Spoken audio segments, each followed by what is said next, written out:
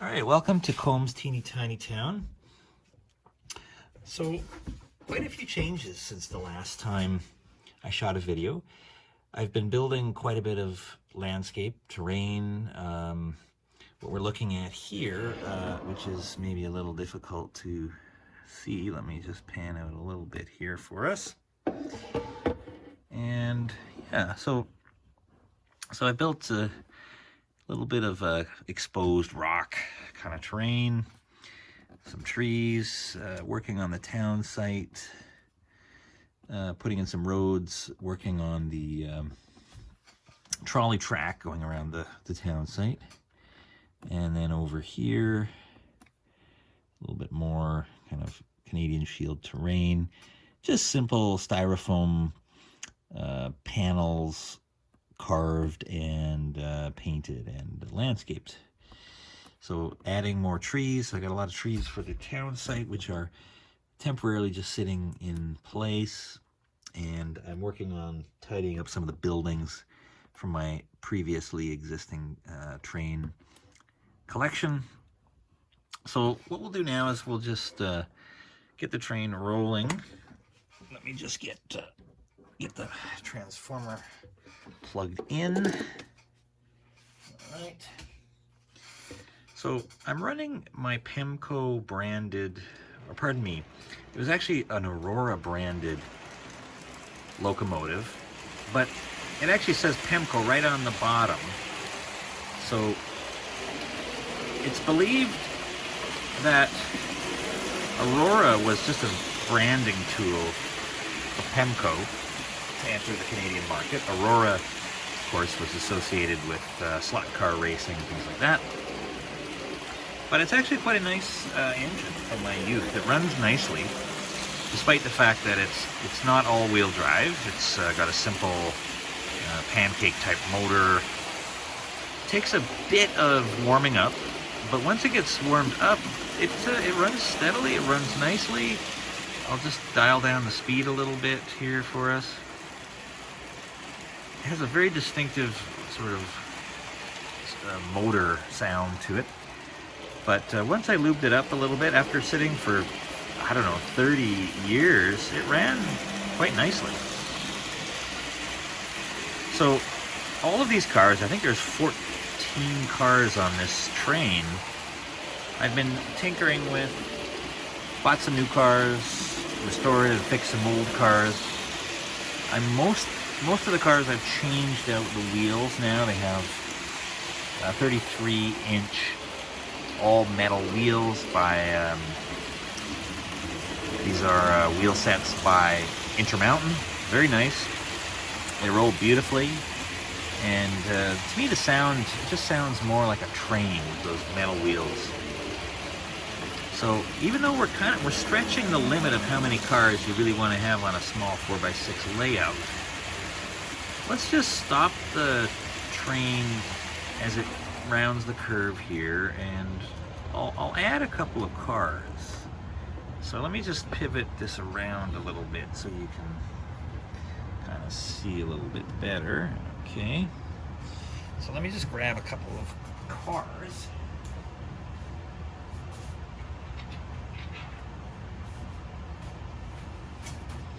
So these are an example of my sort of endless tinkering. These are just very basic, I don't know, probably Bachmann Tyco type cars.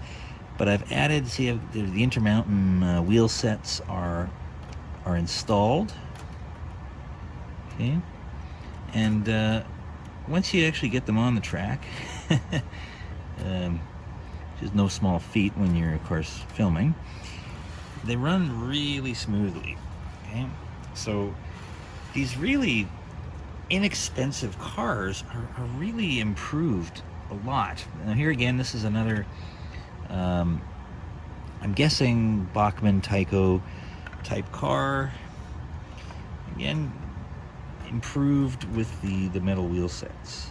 Now, you're probably saying, well, why don't you get better couplers? Maybe you should get Katy couplers, magnetic style couplers. And yeah, I probably should. I guess I just haven't really taken the plunge yet. All right, so those are all hitched up. So let's just kind of pivot around here so we can kind of see. So let's give it a go. Oh yeah, he's struggling a little bit to get some traction, but plenty of power. Plenty of power to pull.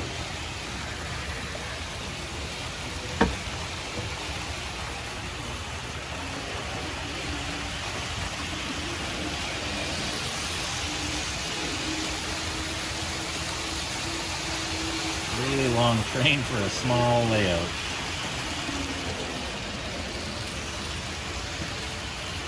Pivot back around this way a little bit.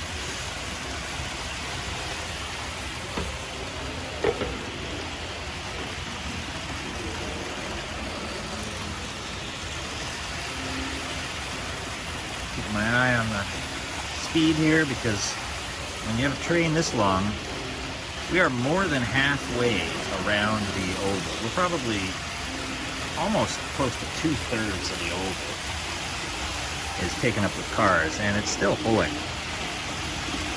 So here we go.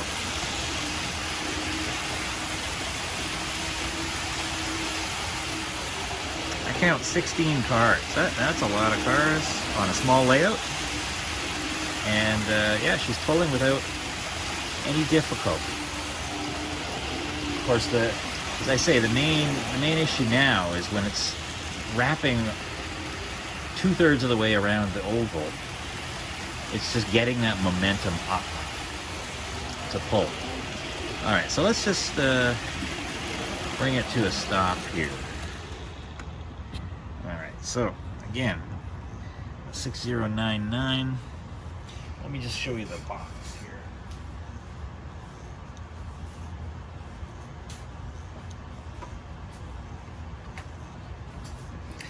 So here's the actual box that it came in. As you can see, Aurora, HO scale. It was on sale, $11.99. So I'm guessing this was purchased in the 80s, probably. And if you look at the back side, diesel locomotive. This is an F9 type diesel locomotive. And here it says F9 diesel loco. Sorry, I'm right up in the camera here. There we go. There we go. The lettering's kind of worn off, but trust me, it says F9 diesel loco BN, Burlington Northern. So Aurora. Right. Closest thing to real railroading. All right. So yeah, it's a bit of a curiosity now to have this Aurora branded Pemco. But let's take him off the track and let's just switch out one of my newer purchases.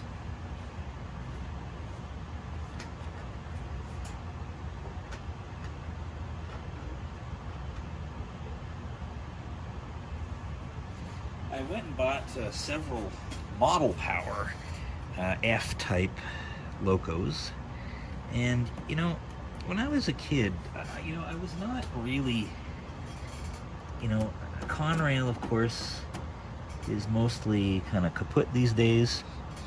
I think it does still exist, but not as a serious railroad anymore. I think it just exists in a couple of locations. But you know, I've come around to the idea of Conrail. It's the graphics are kind of fun. It's a nice bright blue color, and I got 3 model power, nearly new condition locomotives. Late models, I would say, definitely built in China, not in Hong Kong. But these ones I find are pretty good right out of the box. So let's see if we can get him to roll for us. All right, he needed a little coaxing to get moving. I think the amount of weight he is being asked to pull, this is probably the most I've had on him just yet. So I'll just kind of pan around here a little bit. There he comes. Lots of speed. Now he's all-wheel drive. You know, budget, entry-level budget type locomotive, but still pretty good pulling power. So let's bring them around and we'll stop. And then we'll take them from a full stop again. Now these model power, I have a transformer that for some reason, even when you push it right down to zero, there's still just the tiniest bit of power getting through to the rails. But when he's got 16 cars, it's enough to hold him from moving forward. So let's fire him up now. There we go. Tiny little slippage, but boy, he just didn't even hesitate.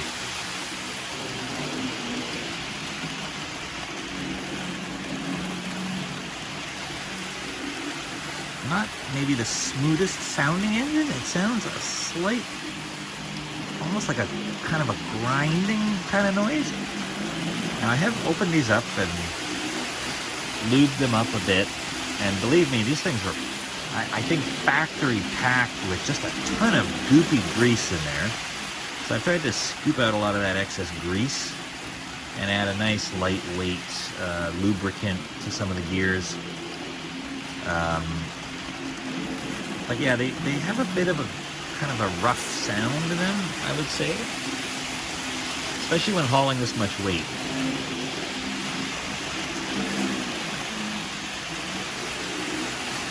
But no shortage of power. Pick up a bit of speed here.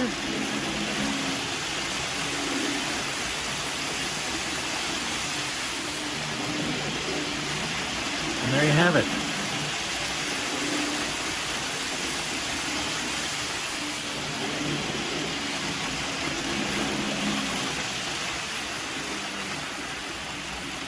It's got quite a bit of momentum, so it takes a little bit to slow down. So let's just take a quick walk about the town site here. So obviously you've seen the modeled terrain, sort of rocky Canadian Shield type terrain. Over here we have some similar terrain.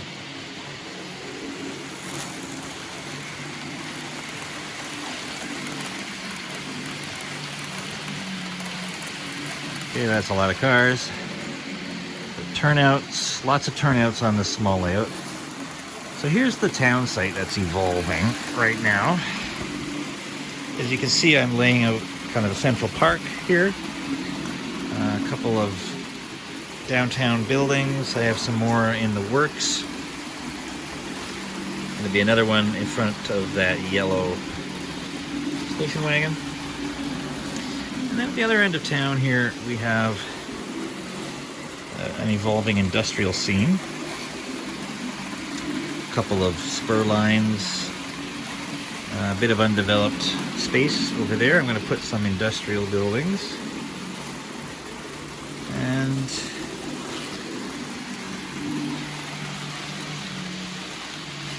lastly, over here we have another small industrial scene.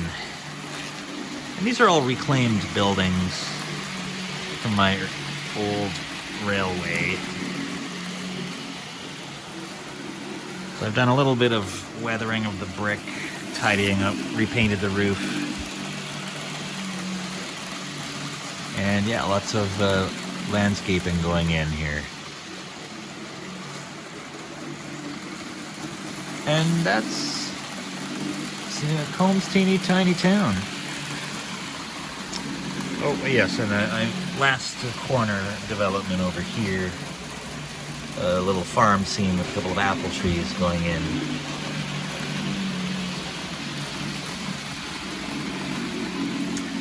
And that is Kohm's teeny tiny town.